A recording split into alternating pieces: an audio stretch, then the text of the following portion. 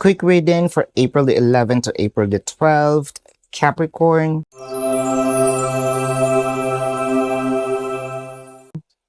Your cards are the Emperor, the Ace of Pentacles, and the Ace of Cups.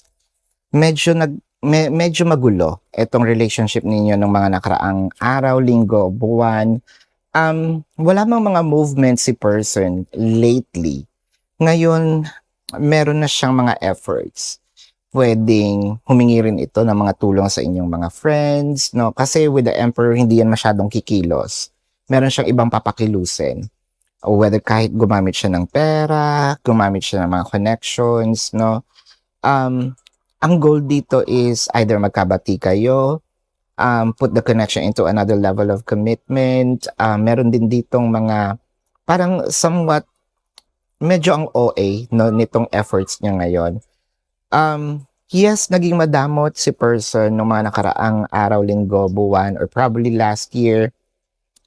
With the Emperor, makikita mo yung generosity niya, no? Hindi lang pwede rin itong through money, sana all, or probably this is more of time, energy, and effort na talagang ibubuhos naman niya sa'yo.